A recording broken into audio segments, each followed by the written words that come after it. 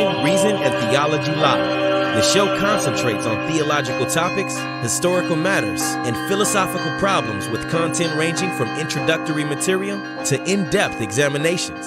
And now, your host, Michael Lofton. Welcome to Reason and Theology, everyone. Or I should say welcome back. We had a show earlier, doing our second one now, joined with Kevin Symonds here, who is a returning guest, been on the show a few times. In fact, he did a Our Lady of Fatima webinar series. Really, really good stuff. Helped offset some of the misunderstandings when it comes to the Third Secret, especially. I highly recommend you go and check those out. And he's also been on for a few other things. I think one of them was the review with Taylor Marshall. Is that right, Kevin?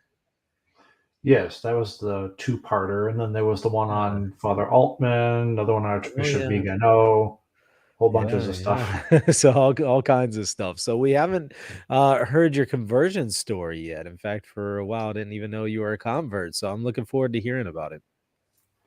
Yeah, I don't remember if I mentioned it on any of the previous story. I don't recall it. If you did, I didn't catch it. Okay. Yeah, well, I'm 40 years old now, and I officially became Catholic on March 29th of 1997. That was back, oh gracious, when I was 15.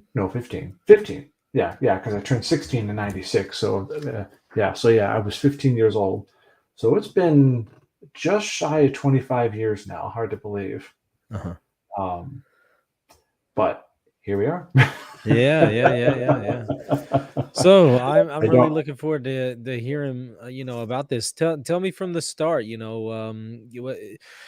Maybe your household, was it a Christian household or something else? Well, my parents were in what we call in theology a mixed marriage. Mm-hmm. My mother was a Unitarian, and my father was Catholic. Mm-hmm. And the reason for this weird, interesting mix was it actually goes back to my great grandmother on his side.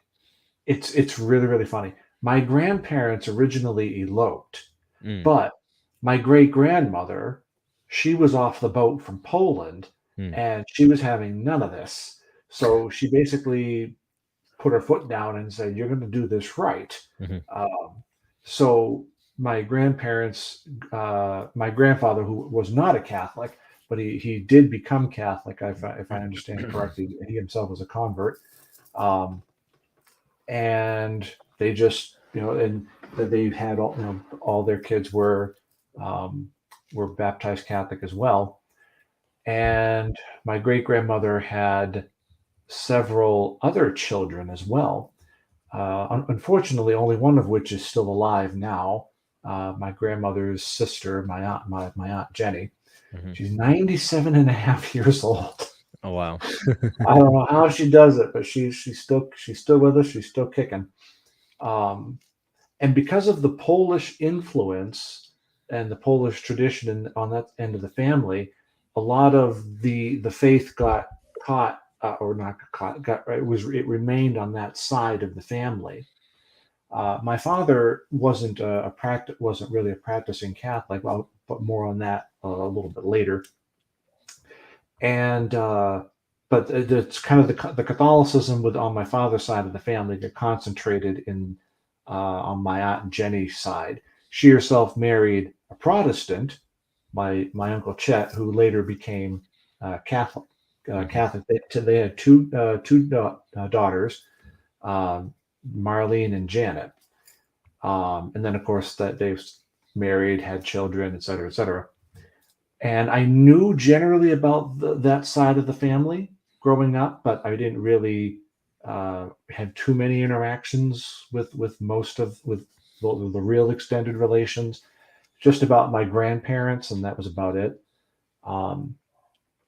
But then my grandmother died, and my grandfather remarried, and I never knew my biological grandmother. She died in the 70s before I was born.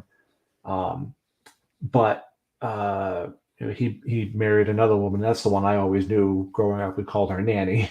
Mm. But then, to kind of back it up a little bit, I have to explain something about my father.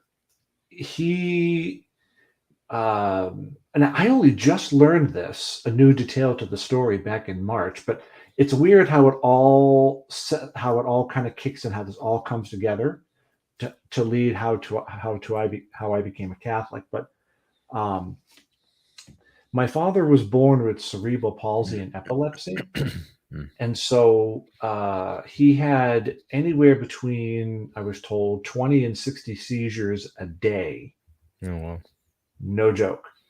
And I only just learned recently more of the details behind how that happened. I don't need to go into all of those details, but it was my Aunt Jenny who told me about it very recently. I was like, Aunt Jenny, I didn't know that.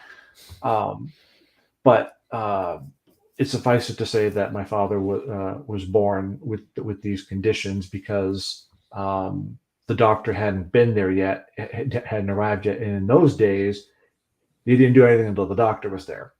That's just how it was. So he was born with these issues, and in 1967, he was given. My grandparents were given an option for. This would have been 1969, I believe. My father was 17. They gave my grandparents the option of, quantity or quality of life with my father, because there was an experimental surgery that they could give him, but they said he wouldn't live much past 40. So they were like, well, 20 to 60 seizures a day versus, once in a blue moon, so they made the choice, and they gave them, my father underwent that surgery. And it left his right hand mostly closed. He was supposed to do exercises over the years, but he didn't really do them too much. He used to have a blue ball that he would kind of squeeze, almost like one of those stress balls. But the procedure worked. It just left him that way with his hand. And so he lived a fairly normal life. He worked for what is now Verizon. And yeah. So then in 1994, he fell down our front steps and his head snapped back into the gutter. And a couple of days, 3 days later, this was October of 94, all of a sudden he just couldn't move. Getting him out of bed was like a chore, and I just remember this. So again, just to kind of hit the fast forward button, it led to a lot of medical issues, and he was in and out of hospitals, a rehab center, a nursing home, even at one point. And then he came back home for a little while. But during this time, those extended relations were visiting him more often, because they all grew up together, but I never knew them very well, except just by name. But as my father was ailing in health, they were coming into his life more, which meant I was also interacting with them. So they were very open about their Catholicism. I myself was not baptized as a Catholic. I was baptized as a Unitarian, and that I only remember going to that church there 2, maybe 3 times. I remember drawing a green cross on some construction paper for kids. I was somewhere between 4 and 7 years old. I just remember that, and I also remember the coffee. And I'm not a coffee drinker, but for some reason I remember the coffee makers. Right. And so as they were coming and visiting him, they would be very open about talking about the Catholicism, and I was actually rather interested to hear what they have to say.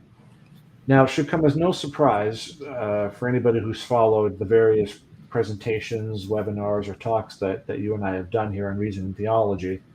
that I have an interest in all things mysticism, Mhm. and that goes back many, many, many, many, many, many years, and including this time frame of 94 to 96. And that's how my cousins kind of that was the hook that kind of got my attention. They would talk to me about, well, we were just Catholic mysticism. They weren't doing it from the theological perspective. They were doing it from the perspective of pious devotion, and this usually came through conversations about like the Divine Mercy Chaplet, the visions to Saint Faustina Kowalska, or apparitions like approved or not. So approved ones like Guadalupe, Fatima, Lourdes. Unapproved ones. The big one was Medjugorje. I just said Mhm. the word out loud. Yeah. The dirty word. All right. Uh, dirty only because it's controversial. Um, but that was one of the big ones. Garabandal was another one. Mhm. Uh, being told about the 3 days of darkness and Right. all that stuff. I mean, I heard it all. I heard it all.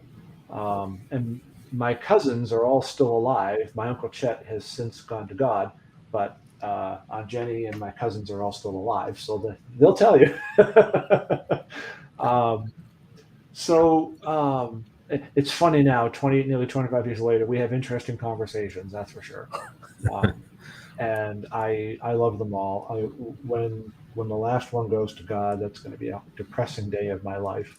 Mm. Um, but anyway, that's don't want to get nostalgic or wistful here, but so I was very interested to hear what they were saying. I was like, "Ooh, this is kind of cool," and Right. that's what God used to start turning my head. And then on top of it, I was starting to experience some strange things that I couldn't really account for either. Maybe we'll get into those, maybe not, but I'll just kind of give it a brisk walk through the country here. So in April of '96, this was around the time that my father was last at home before he entered into his final agony, if I may use the old expression. I had asked my mother if I could become Catholic. And of course, with everything going on with my father, she needed some time to think about it. 2 months later, on June 23rd of '96, my father passes away. And that just kind of makes everything go kaboom. He wasn't gone 2 weeks when my sister says, "Mom, I think I might be pregnant." Uh, and so there was a lot going on Right. uh, at that time. But I persisted. And I remember my mother talked to my cousin Marlene, one of my Aunt Jenny's daughters, and just to kind of get some further information. And eventually my mother said, "Okay, fine." So I started taking first a full RCIA course at one of the local parishes near where I grew up. Mhm. But because of that mysticism background, among just other general interests and just where my head was at the time, and as well as my heart, um, they realized that I was in a different category. And so one of the catechists, Mary Barbudo, who herself has since gone to God, she volunteered to say, "Hey, I'll do one-on-one with Kevin." Mhm. And I think that was every Tuesday or every other Tuesday. So it was our CIA, but it wasn't in the group setting. It was Yeah. just the one-on-one, and I really appreciated that. I prefer individualized attention um, and instruction because I learn better that way. More engaging. Uh, so I went through this from September of '96 until March of '97, and I learned as I went. I mean, I learned as I went. It wasn't like I was super smart or uh, already knew various things. Just so for example, you would think somebody that's in RCIA they would still be going to Sunday mass, right? Mhm. But I actually wasn't. Mhm. Nobody really explained all of that to me just yet. it wasn't until I was writing, I started correspondence with a priest, and I think he was associated with the Marians of the Immaculate Conception, if I remember correctly, or with the Miraculous Medal Shrine out in Missouri. Either which way, whoever it was, I'd have to go back in my records and look. But they wrote, when I mentioned, somehow this point got brought up.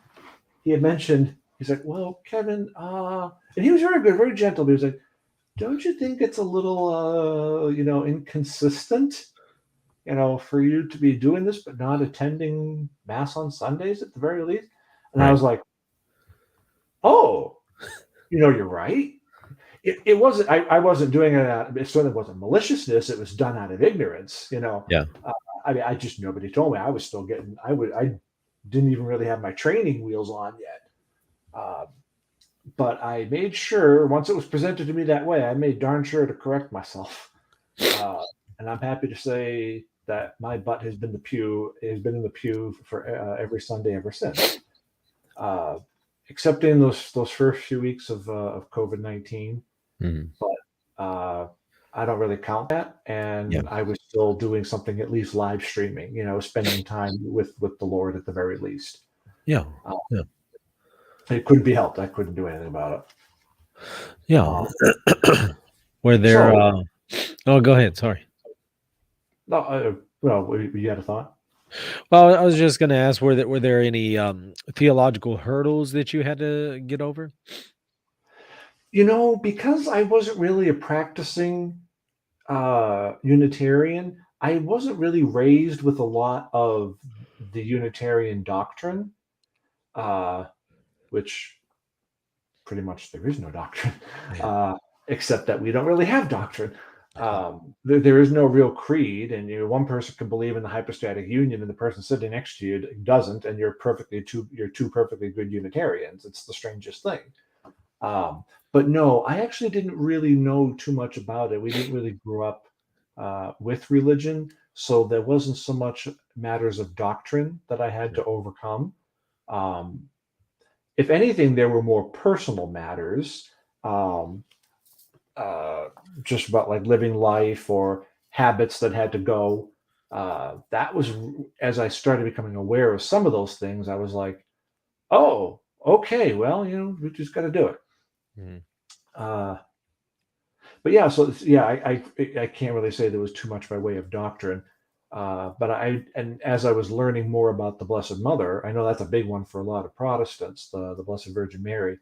Right. But I actually found it very easy. I was like, how do people not make sense of this? This is actually pretty simple to understand. I don't know why. I just seem to just catch on to that area of theology pretty quickly. I'm not the brightest bulb in the patch, but you pray the rosary, you read scripture. The fathers of the church, it all came the picture kind of came together, So eventually then at the Easter Vigil that year in 97, which was March 29th of 97, I was officially brought into the church, all three sacraments of initiation. And it was a beautiful time. And that first year is the honeymoon period. I started expanding my horizons, just learning an awful lot more about life than what I had previously known. And this is where in order for people to understand that, I have to kind of then back up and explain a little bit about what was going on with me and my personal life at the time. I was bullied a lot growing up. And that really, really left an awful lot of, terrible things going on in my head, up to and including, I believe there was at least 3 times where I had seriously thought about committing suicide. Mind you, I'm barely in my teens, when this was all happening, you just don't think that you're worthy, that you're worth it, that you have no worth. People hate you. They're constantly making fun of you. There's something wrong with you. When you're constantly going through that cycle of just garbage and toxic stuff really does a job on you. It really, really does. And I lived a very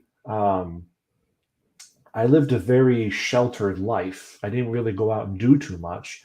I loved video games. I loved puzzles. I'm an introvert, so I loved the quieter pursuits. Um, and if somebody was a friend, they usually had similar interests and stuff like that, which is kind of common anyway. I know it's kind of like it's an altruism, I think, Right. to say that. If you're friends, you must have a common interest, right? Right. But what I mean about it is we generally kind of just stuck to ourselves um, and all that. But um, I had very few friends, very, very few.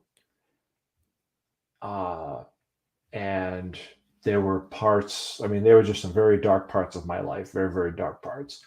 That was up to and including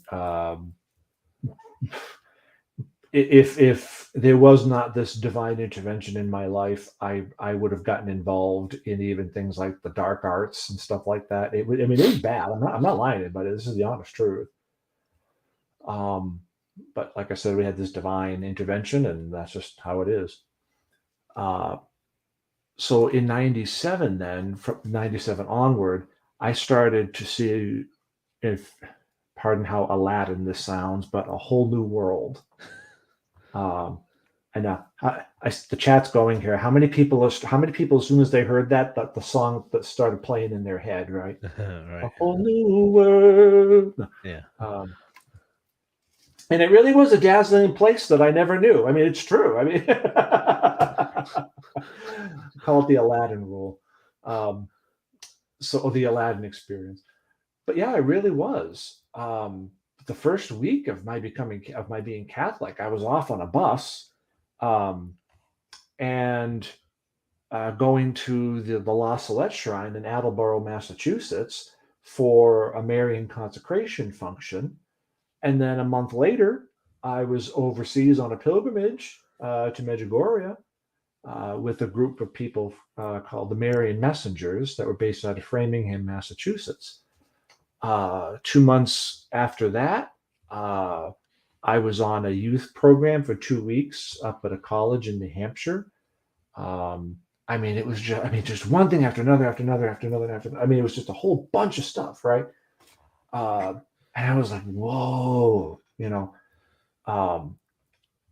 and of course, meeting new people with a religious mindset, they were much more friendly, willing to call you on, because I had my quirks back then and my immaturities and stuff, and it's a lifelong conversion process. And now at age 40, I look back on some of that stuff and I'm just like, wow, what was I thinking? I think a lot of us think that in our younger years. What the world was I thinking? Right. And one of my camp counselors actually is now a priest. And we were reminiscing about this not too long ago. And he was just like, "Yeah, you remember when you hit that baseball with the baseball and what you said?" I was like, "Yes, I do." Oh yeah, there's just so much good stuff there. But I know that one of the things that clicked for me on the doctrinal level was concerning the Eucharist. I believed that the Eucharist was the body, blood, soul, and divinity of Jesus Christ. I didn't question that. As a neophyte, however, having real world practical thinking on this and really like getting it, that didn't happen until sometime between July 20th and August 1st, I'd say, of 1997, when I was at that summer camp that I mentioned. We had a Benedictine priest who was the chaplain at the time for those 2 weeks. And he celebrated the Mass very, very reverently, Novus Ordo, I might add. And he had a deep baritone kind of voice, but everything he did was measured, and it all pointed towards something. And one day, I think it might have been during, I want to say maybe adoration, or no, it wasn't a mass. It was a mass. All of a sudden, it just boom clicked with me in the head and the heart what all of this means. And ever since that experience, I have been, I take the Eucharist very, very seriously. Like I don't question, in the sense of, in a bad way, question to understand it better, maybe, but not question to, denigrate the doctrine or something like that, right? Uh, so that I know that was, it's not really a hurdle, but that was one of my very early experiences with it. Another early experience was going to the Divine Mercy Shrine in Stockbridge, Massachusetts. I was there for, I think it was Divine Mercy Sunday that year in '97. So they have that shrine there has a very special place in my heart because it goes all the way back. Matter of fact, one of the medals that I wear, the St. Benedict medal, this gold plated one, came from there, believe it or not. And the chain, people are going to get at me for this, but the chain is actually from Medjugorje when I was there in May of '97. I've had it all these years. Um, a little bit off topic, but actually, you want to hear a funny story about the Yeah. chain? Yeah. I actually kicked a member of the Secret Service in the face. Yeah, I did. His name, I can't say because I don't want to get the guy into. I don't want to get in trouble with the Secret Service, but I wouldn't anyway. This happened. In fairness, I'm setting you up for the punchline, but I was in college at the time, and I was an intent to my household at the time, and two of the other households came and they were looking for a rumble, and they were like, "Hey, wait, isn't he one of their guys?" And they tried to, they tried to kidnap me. But you don't try to kidnap a 6'5" guy who hails from Boston. You just don't do that. That's not how that's not how life works. Okay. So during the course of the ensuing struggle, I nailed one of them, boom, right in the face with my right foot. And he instantaneously goes into attack mode. But they broke my chain. They broke the chain. And I was like, "A pox on both your households if I can't get that thing fixed." But yeah, I kicked him, and he ended up later entering the Secret Service. So this was before he Okay. entered the Secret Service. But so that's the punchline, by the way. That's the punchline. Yeah. So You have me but worried there. no, well, yeah, they're gonna get the battering ram and bust down my door, right? Like they've been doing the mothers there who go to the parent meetings. Oops, I Right. said it out loud. So yeah, that's a little fast forwarding there, but that's the first and only time that this chain is broken. Mm. But anyway, so like I said, I just started expanding my horizons, and life was so much different, and I didn't realize life could be like this, where people were actually good, and you can talk to them, and and I had a lot. I had a lot to learn. I was a very young, dumb, immature person. I mean, there's no doubt about it. Um, and I'm still learning, but I'm much better off now than what I was back then. Um, so I finished my high school years in '99. By that point, everybody knew that I was pretty much a practicing Catholic. Um, and it was my brother, may he rest in peace, who actually started telling people to call me God Boy. I got called that, and it turns out it was my brother Dave that got people started. And I was just like, "Dave, what are you doing?" But whatever, may he rest in peace. So I spent my first year of college up at a college in Maine. I won't say which one. And then I transferred to Franciscan University of Steubenville over the course of the summer of 2000. And the reason for it was because I was looking for a stronger theological program, and a more conducive environment to those studies. But there were good people at that first college that I went to. I'm not smacking it around, and I've lost touch with pretty much just about everybody except maybe a couple of folks. But I think about them often, and I hope that they're doing well. But yeah, it was just, it was the right decision. And it's actually funny how it happened. Again, I'm still a fairly new Catholic at this point. I'm only about 3 years into it, right? And I'm not a big fan of the charismatic movement. Never have been, I can't say, and I likely never will be. But I do believe in the extraordinary charisms. I do believe that. It's scriptural, it's very biblical, it's part of the tradition. And one of my friends from high school claimed to have a particular extraordinary charism. And I was really beating myself up over whether or not I should transfer out to Franciscan University. But eventually I did make the choice, but it came after this person was talking to me. And this person said to me, Kevin, all right, here's what the Lord is telling me. And I'm like, okay, this ought to be good. It's an occupational hazard when you're dealing with all things private revelation. You're automatically taking a stance of like, what's going to come out of your mouth, Right. But this person said to me, you're supposed to go. You're supposed to go now, meaning that fall semester. I would receive a sign that all of these things were true. I would recognize this sign, and it would happen tomorrow. And I was like, okay, well, that's very specific, but we'll see what happens.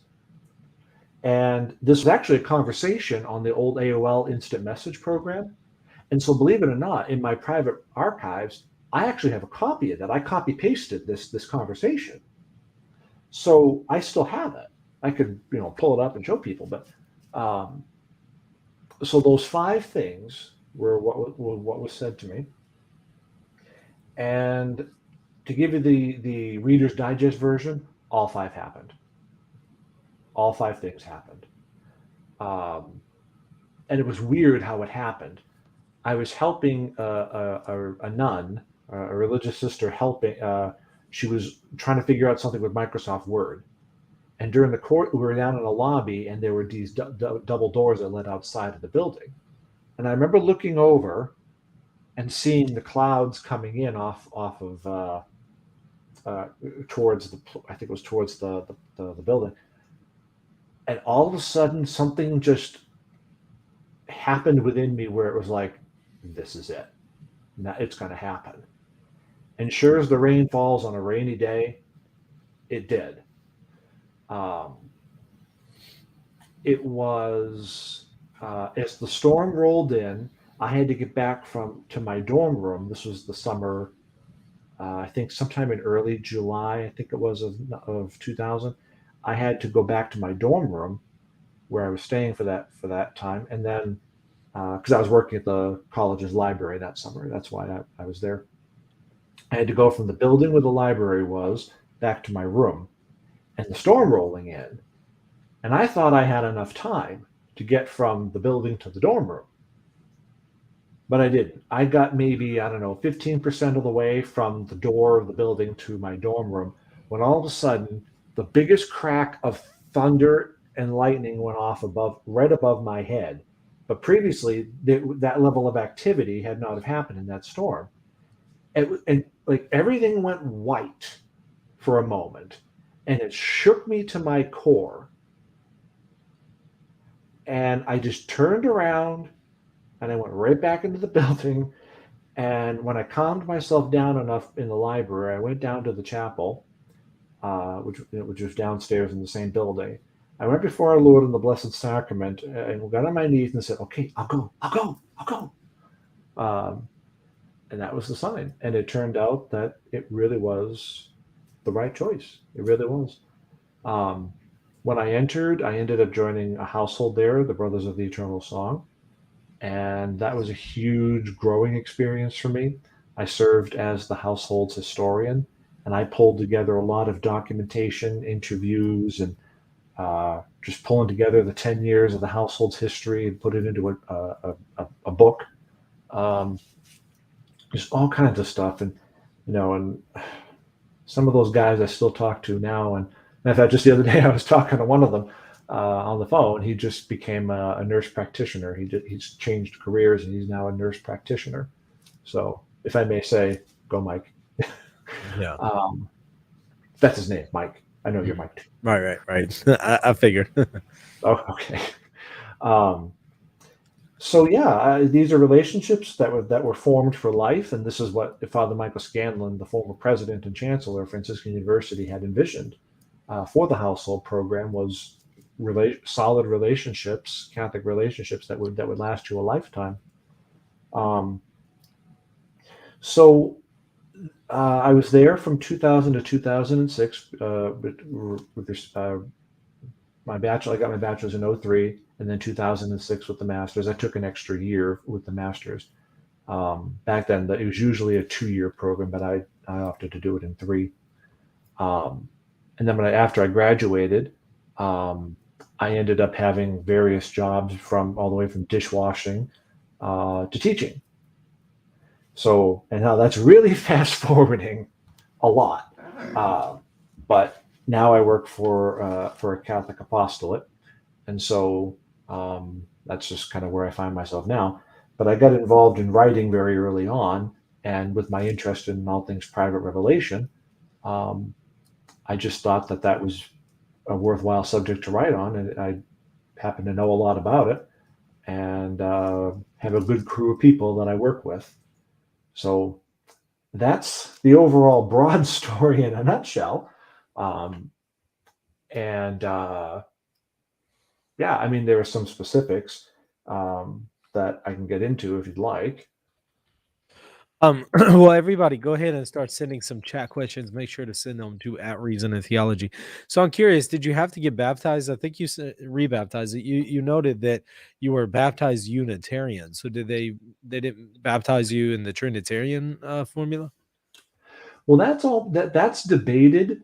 Uh, the Catholic Church's general stance is to reject Unitarian baptism flat out, Uh-huh. and so that was the auspices under which I was brought into the church. So I had to be Rebaptized. baptized. Yeah. You know, Yeah. yeah. I see. So I mean, once you came into the church and you saw all of the difficulties, I know you've experienced some of them personally. How did you decide to continue to move forward and not fall away? Ooh, good question. Um, I think it was Aristotle or Socrates who, when talking about education and virtue, made the very astute point that you have to train people like young you have to train children in virtue, give them the good things so that they know, so that when the bad things happen later on in life, they have a better foundation to deal with it. Yeah. They have a better mind for it. And I was incredibly blessed to have a fairly solid foundation or a faith formation. Um, and I am incredibly saddened when I see other people falling away, even people with whom I went to college out at Franciscan. Um, it hurts me, but at the same time, um, I'm mindful of my own experiences. I the good as well as bad, but I always try to keep a certain um, right thinking and a right theology, keeping things into a healthy perspective. I learned very early on, um, well, early on enough, that might be the way to say it. Put not your trust in princes. we have to keep our eyes fixed on Jesus, who inspires and perfects our faith. I know I've said this more than once here on Reason and Theology, but it really has been true. The focus is on Jesus, not the people. For instance, not the people that are in the church, be they clerics or laity. It doesn't matter. Jesus also says scandals will come. Woe to those by whom the scandal comes. I hope I have that right. I don't have my Bible right in front of me, but I mean, it's true. These things happen, but we have to keep our eyes fixed on Jesus. And it's been a bit of an adjustment for me, because I mentioned earlier that Polish Catholicism, in the very traditional faith of Polish Catholicism, you have a lot of respect for priests as well as bishops. Like I was taught, like if you are in the presence of a bishop, you kneel and you kiss his ring. That's how I was taught. So when I see in the news, bishops gone bad, so to speak, it's sad. It really is. And I can see why it's disheartening for a lot of people. But I think part of it is conversion, always ongoing conversion, and to be mindful of our own sins and never try to point the fingers and judge other people. That really is something up for God, So yeah, it's been hard in some respects. How do I balance that traditional Polish faith that I came into the church with things that I'm seeing on the clerical as well as the lay side of things, but ultimately at the end, as an educated Catholic, I also know how to look something up in a book, so if there's like certain faith questions, I have no problems looking it up in a book. And I've been very blessed to have a good circle of friends that I can go to that have experienced the hardships that a lot of us have experienced nowadays in the church. And they're very battle hardened. I'm not going to say old war horses, but they're very battle hardened, and they know how to keep things into perspective. And I very, very much appreciate it, because when something goofy does happen, at least I have somebody to go to and I can talk to about it. It's not just me sitting here in my office, scratching my head going, oh my goodness, like, you can really lose your mind if you don't have healthy people around you, this is something that I know a lot of people struggle with, and a lot of people get confused very easily. So your question is a good one. And the only thing I can really say to it is keep your eyes fixed on Jesus, have good, solid people, not crazy people, surrounding you that can help keep you on track.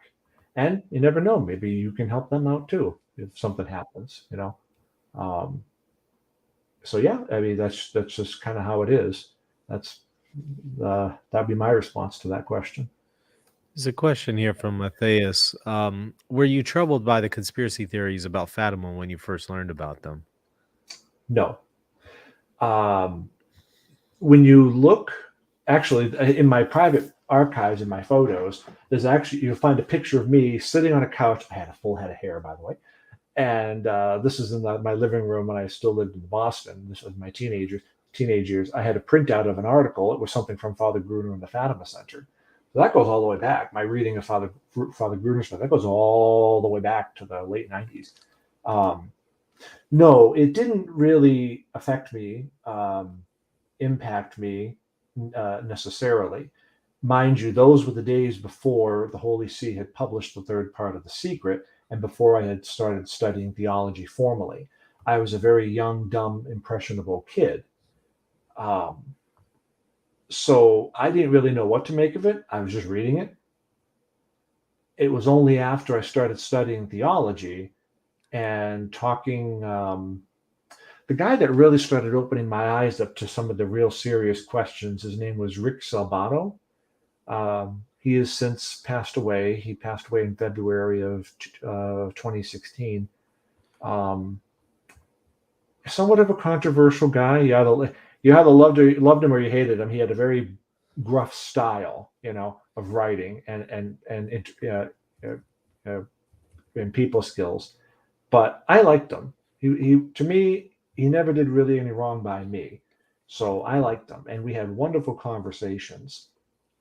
But I came across his website where he offered some very interesting information that I couldn't really uh, answer. So he helped to open up my eyes to a lot of some of these things. And then as I continued in my theological studies, I saw even more problems that needed to be addressed.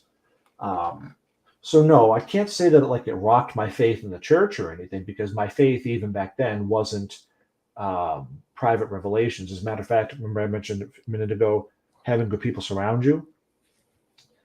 I was into apparitions and all that other stuff back then in the 90s, but it was at that 2-week summer college where I started getting challenged on that. And because of that challenge, because somebody had the charity to challenge me on that, that kind of knocked me back on my haunches a little bit and made me think about what is appropriate and what is not appropriate in being a Catholic, trying to live a Catholic life. And so I'll always be very grateful to those people. 3 of them are now priests, I might add. I'm in touch with one of them. The other 2 I haven't really. One of them I haven't talked to in years. The other one, at least, I'm friends with on Facebook, so I can get some updates. But yeah, I was happily challenged in that regard, and so I will always appreciate them for that. Yeah. Looking here through the chat, y'all go ahead and send some more. There's one from Italo. Good evening to both gentlemen. How and why do you get into writing and debunking Fatima apparition conspiracies? Kind of related. It was an outgrowth of my larger work on the Church's theology of private revelation, Italo. What happened was, because of that interest in the 90s that I mentioned with all things mystical, and then being introduced to Marian apparitions, when I went to college, all of that was being tempered by what I was learning theologically. And then in January of 2002, that's when I first came across the website of Rick Salvato that I mentioned a minute or 2 ago.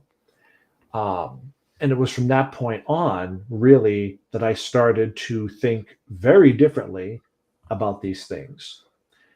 But my interest was more so the theology of private revelation, not so much Garabandal, Medjugorje, Fatima, Lourdes, Guadalupe, La Salette, Borang, Bano. You take your pick, name it. It wasn't so much about that. It was more or less about the church's theology of. And then another formative time was in March of 2008 when I started writing my first book, what is today called Refractions of Light. Back then it had a different title when I was drafting it. But these things all kind of coalesced, and the Fatima thing to form like a general interest in the theology of private revelation in general. My recent work with Fatima, that came out of especially the work that I did on my book, Pope Leo XIII and the Prayer to Saint Michael. In that book, I made the connections between Fatima and Leo's vision, and I kept coming across the questions of the third part of The Secret. And at that time, and still at present, the publisher of the St. Michael book, John Parrott of Preserving Christian Publications, he himself has a strong interest in Fatima. And so as he and I were talking about some things during the writing of the St. Michael book and the drafting and all that, I kind of started taking an interest in questions of the third part of The Secret. So this is roughly around 2014, 2015, into that era, that period of time, roughly. And I said, you know what? I'm just going to put this down on paper. I'm going to get to the bottom of this. What happened here? Who said what? And that's how it started. Was from that time of working on the St. Michael book and seeing the connection between Leo's vision and Fatima. And if I may, one connection that is not proven, so it's not a connection even. People say that Leo's vision happened 33 years to the day of the miracle of the sun at Fatima. Not proven. It came from an article in The Remnant in the 1980s or the 70s, I think, by Monsignor Arthur Durand. He claimed that it was 33 years to the day, but he offers no proof for that assertion. But everybody seems to now think that this is true, and I just have to say that out loud because it's been on my mind lately. Somebody said it again recently, and I'm like, no, read my book. I've told this person how many times, read the book. It's there. But yeah, so that's how I got started in that specifically. And I try to be very measured in my conversations about that because a lot of the problems over Fatima come from the so-called traditionalist Catholic world. And I know a lot of people in that world. And it's not that I don't want to offend, because my very book is an offense to the traditionalist Catholic world, but not necessarily the world itself, but for many people within that world. So, for instance, people like Father Gruner would have had a problem with it. Chris Ferrara certainly has a problem with it. He's on record as having made statements as such. Matt Gaspers of Catholic Family News has problems with it. But not Father Paul Kramer has made some nasty comments, but not one of them have managed to refute the book in substance. It's still out there, and nobody's ever really managed to disprove, for instance, what I say about the question on the 20 to 25 lines of text and that whole claim. No one's ever been able to refute that. So it stands. People can make their snide comments all they want, but I'll just get off that track because I'll just get off that soapbox. There's but another. For people who are sober-minded on Fatima, know that. I mean, one of the chaplains at Fatima, when I presented him the book, he's English-speaking, he clutched it to his chest and said, "We need this." So, you know, it's who you talk to and how they understand things. So. Are you working on a new book regarding Fatima conspiracies? No, I am not. Short answer. I have thought of writing a book about one of the old scholarly matters on Fatima, and that is still a distinct possibility if I can pull it all together. But the death of my brother earlier this year and the effort that I had to put towards settling his affairs and all of that, and kind of playing detective, because he died under somewhat mysterious circumstances. So that really kind of has really taken up a lot of my mental brain power. So I currently don't have plans to write a book on any other Fatima conspiracy, but I am happy to say, this will be the first time it's going to be announced publicly, I will be offering a course on Fatima and the third part of The Secret early next year.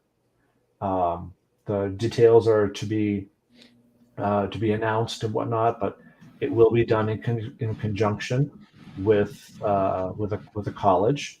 So, and it will be for free. So more on that later as it develops. Excellent. And go ahead and put in a plug for anything else that you wanted to mention too. Oh, I just, we were asked about, Fatima, and I just, not because I'd had it here and there, but this was my book that I mentioned a minute ago on the third part of The Secret of Fatima. Came out May of 2017. Please feel free to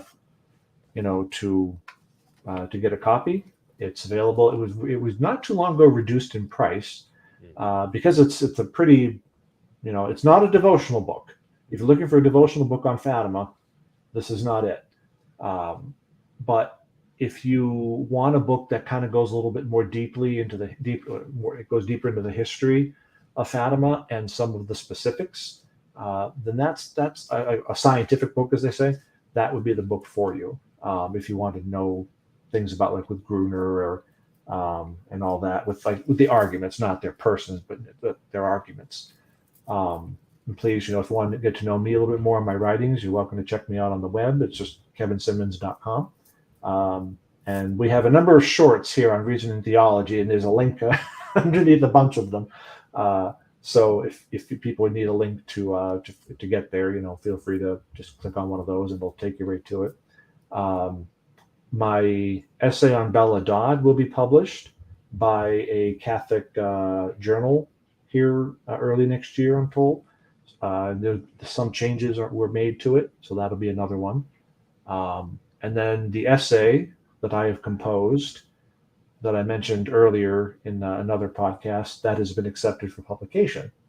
So I'm happy to say that. I'm not quite comfortable just yet saying where it will be published, but I will say this: heads will explode. I'm talking about earlier, Mike, you asked me about stuff going on in the church and how to respond to it. This essay has everything to do with one of those very, very controversial areas. And when people read it, heads are going to explode, because I tell stories, but I'm also talking about things objectively. But it's gonna make a lot of people think, and some people are gonna go, Kevin Symonds wrote this? Like, whoa! Like, yeah, I did. I have a lot of thoughts on this subject, and it has to do with priestly formation in the 21st century. So, sneak peek. Stay tuned. Yeah, awesome. Well, thank you so much for coming on, Kevin. Really an honor to have you on and hear your conversion story. Well, thank you. Yeah, it's not one of these huge things, where I saw the heavens open up necessarily, right, or anything. It's just your common everyday guy kind of story. Right. There are some more of the specifics, but if anybody ever wants to talk about them, they're welcome to contact me. Well, once again, thank you for coming on, and everybody, thank y'all for watching. Don't forget to subscribe to this channel if you haven't already, so that you can help it grow. Share this, of course, on your social media. I do ask you to do that. And then also hit that bell for notifications so that we go live. Sometimes we just go live out of nowhere without any notification. And then also check us out, patreon.com/Reason and Theology, if you feel inclined to support what we're doing here. We'll see y'all later. God bless.